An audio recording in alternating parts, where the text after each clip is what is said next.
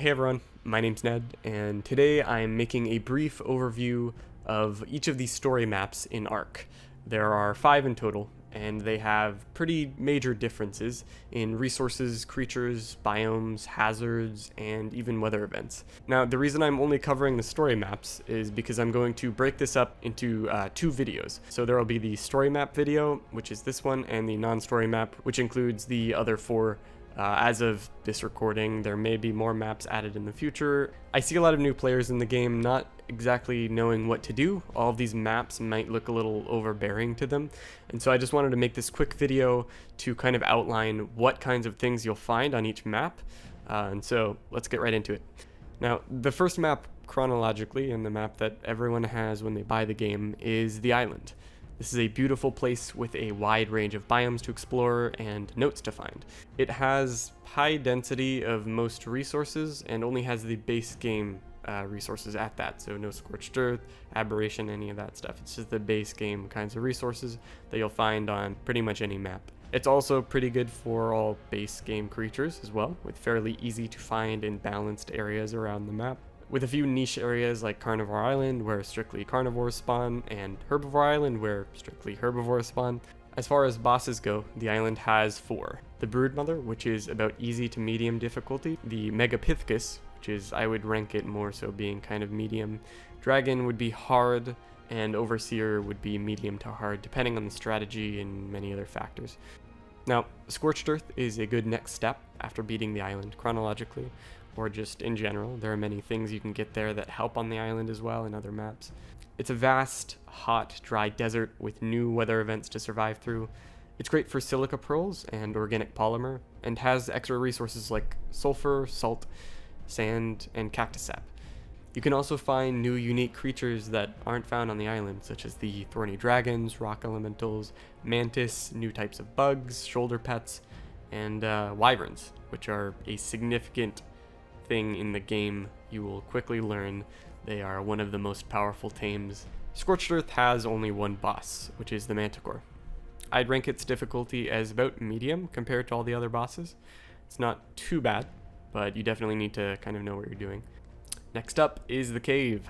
Aberration is a luscious, forgotten underground map that is unique because it doesn't allow flyers on it whatsoever. You can't download them or uncryo them, so you're pretty much stuck with gliding and aberrant-based land creatures. The kind of unique creatures you can find include Ravagers, Roll Rats, Basilisks, Nameless, Rock Drakes, Reapers, new light-based shoulder pets, and a few more. It also has dozens of aberrant-based variants of the base game creatures, which have a kind of cool little glow in the dark effect, and a very minute difference in stats. As far as resources go, it's great for getting chitin, organic polymer, black pearls, and it also includes even more unique materials than Scorched Earth does, with new types of mushrooms, gems, a new type of wood, element ore, and more. So, similar to Scorched Earth, it has one single boss, which is known as Rockwell. I would rank his difficulty as medium to hard, kind of similar to the Overseer on the island.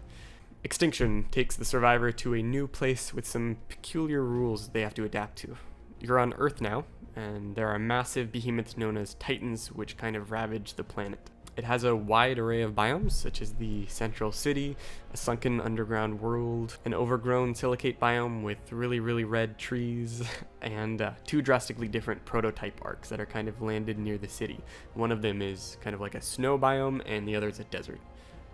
It has many exclusive creatures as well, such as the gas bags, gachas, volanosaurs, managarmr, snow owls, and also these infected, corrupted creatures which kind of just roam around the wasteland and destroy everything in their path, just to name a few.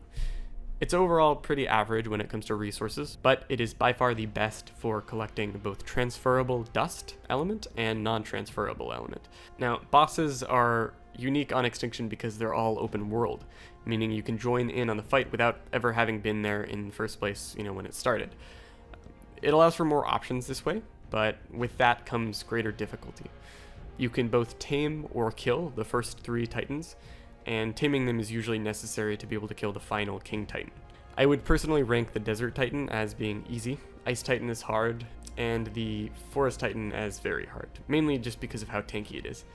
Lastly, the King Titan is one of the hardest bosses in the game, and I would consider him to be very hard to insane difficulty.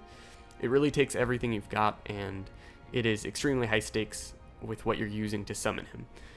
Moving on to Genesis. This is the last map I'll be going over in this video. Now, similar to Aberration, Genesis does something really unique with the ARK formula, and goes one step further. It completely changes the gameplay loop and introduces missions and a robot companion called HLNA that follows you around and allows you to teleport to different biomes and buy resources and loot crates from an in-game shop. The system is a bit off-putting for most people, and it certainly was for me, but you kind of get used to it after a while. It has a few unique creatures like the Bloodstalkers in the bog biome, Magmasaurs in the volcanic, Astrocetus in the lunar, Ferox in the snow, and the Megachelon in the sea. Just like Aberration, it doesn't really let you use flyers.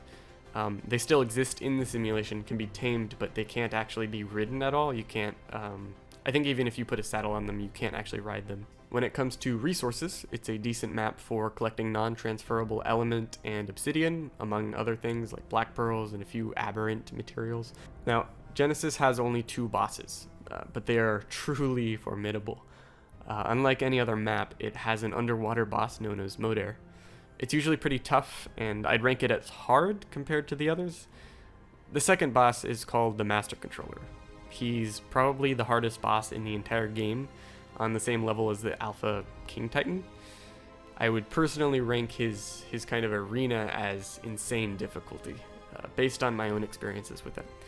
Just because of how long it lasts. It's a very long boss fight, and there's an extra level of like complexity to it that not many of the other boss fights have. So there you have it. Those are the 5 story maps in ARK, and briefly what they have to offer. I hope this video provided some kind of insight into what maps you might be interested in and what you may have in store if you're planning on playing in any particular order. And thank you so much for watching. In the next video, I'm going to be going over the non-story maps, which include the Center, Ragnarok, Valgero, and Crystal Isles. And then after that, I'll be doing a dedicated video to each map, so the Island, Scorched, Ab, etc. If you're interested in playing on an ARK cluster that has every single map in the game and can allow for Epic and Steam users, go ahead and check out Vanilla Evolved. It's a server I've been running for a few months now, and we would love to have new members, so just go ahead and pop in our Discord. I'll have it linked down in the description if you're interested. I've also got a Patreon, which I'll have linked below as well. If you liked the video, please do give it a like, and consider subscribing if you want to see more content from me. Thanks again, and I'll see you in the next video. Bye everyone.